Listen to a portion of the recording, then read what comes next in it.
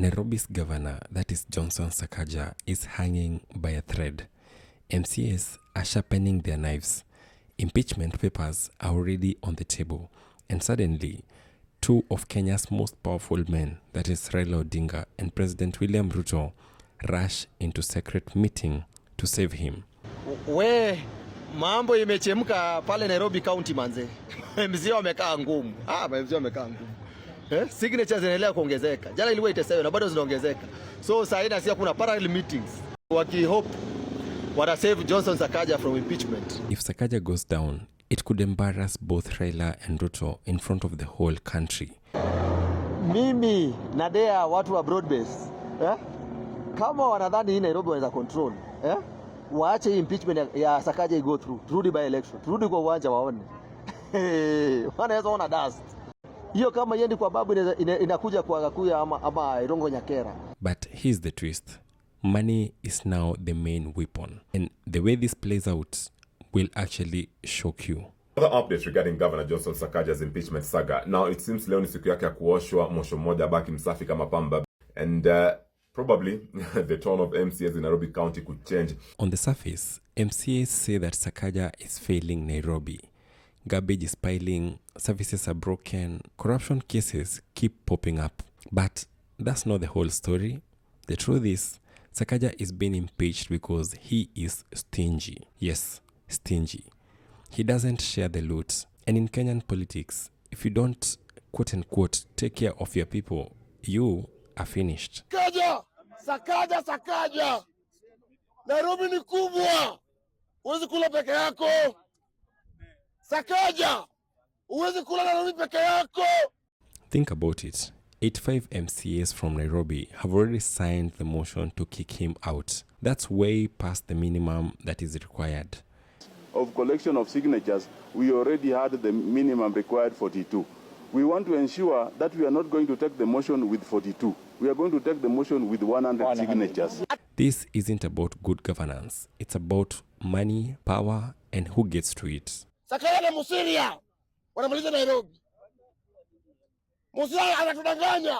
Tap, tuma gift. Sakaja naiba. Musiria, tap, tuma gift. Sakaja anaiba Nairobi yote. Hakuna pesa. Let's talk about Raila's meeting. Raila has called all the ODM MCAs to a meeting at Jaramogi Oginga Odinga Foundation. His message is simple. Hold on. Don't rush to impeach. He knows that if Sakaja goes down under ODM's watch, it could mess up his political arrangement with Ruto. But here's the catch. Raila can't just convince them with words. These MCAs are already very angry. To win them back, something more than speeches will have to be needed.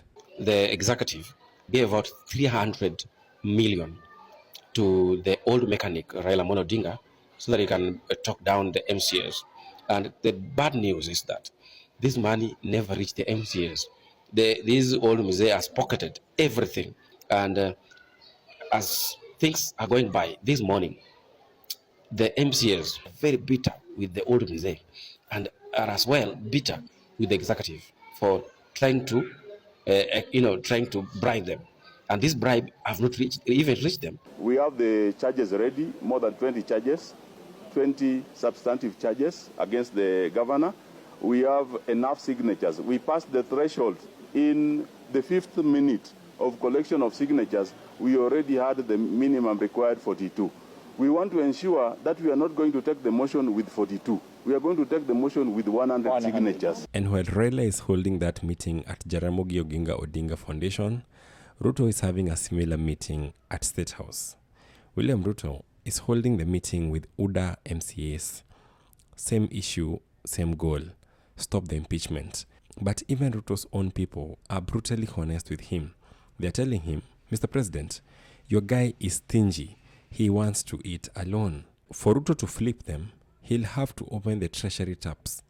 And he knows it. So Raila and Ruto, the bread-based brothers, are separately fighting the same battle, serving the man called Sakaja, or as the MCAs call him, Mr. Stingy.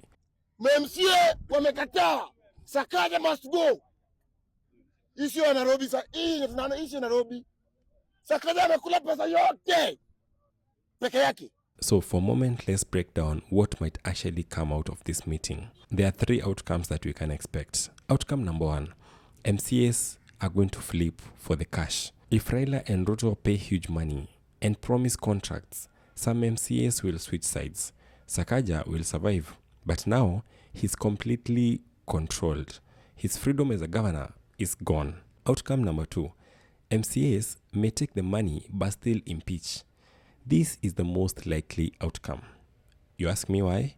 Because it lets the MCAs eat the money and still look clean. They impeach Sakaja, then the case moves to the Senate. In the Senate, Sakaja is quietly saved through deals. MCAs protect their reputations, Raila and Ruto protect Sakaja, everybody is happy, everybody gets to eat. And then there is outcome number 3. This is the most dangerous, the most undesired of all of them. Impeachment goes all the way through. I mean, if the anger is too strong and the Senate doesn't save him, Sakaja is gone. This would be historic. This would be the first governor who is actually in good terms with the president to ever be removed. Impeachment ndio hiyo. Hautaepa mkwepo nini ya impeachment. You must be voted out. Uende kabisa. MCAs ni sisi tuliwachakua. Kwanza mimi wangu ni Kwenya. Hapa CBD, Mr. Kwenya. Ukijaribu atukuonana kando kando, hakuna. Sakaja lazima aende. Na nyinyi mkianza hivi tutaingia hapo city council pale, tutaingia hiyo afisi yenu ya MCAs. Na kuambia tutawatoa. And Raila and Ruto would both look so powerless. I'm sure they would hate this outcome. Sakaja hawezi defend hiyo kitu. By election ikuje saa hii ama 2027. Hata kama itakuwa ni 2027. When other people will be running for governor, Sakaja will be sitting. Sakaja anakaa chini watu wakirani. Manzi ataona dust. Sakaja atafika ngiriso moja. Hakuna. So of all the 3, which one is the most likely outcome? I would go for option 2. The MCAs would take the money, push for the impeachment to look tough, but let the Senate save Sakaja. It's a classic case of Kenyan politics. Everybody gets paid, no one looks dirty, and Sakaja lives to fight another day, though weaker and controlled than ever. Maybe wanaweza manage. They can manage to save him for now. Lakini kitu unajua ni moja. Hii Nairobi 2027. Wewe kama uko aligned, whether una run for MCA, governor, women rep, MP, senator, so long as uko aligned na broad based, wewe utaona dust. 2027 Nairobi. Mambo ni ngapi? 2. Whether uingie kwa Wamunyoro, the United Opposition, ama uingie ile timu nyingine ya kina Babu Wino na Johnson Sakaja. Hiyo timu ndio 2 ile jita Kenya moja. Hizo ndio timu 2 zatoa viongozi hapa Nairobi. Na MC wanajua hivyo. Wanajua saa hii. So here's the lesson. In Kenyan politics, and this time we're talking about Nairobi, it's never really about service delivery or corruption. It's about who shares, who eats, and who controls the flow of the money. Sakaja's mistake was not playing the game.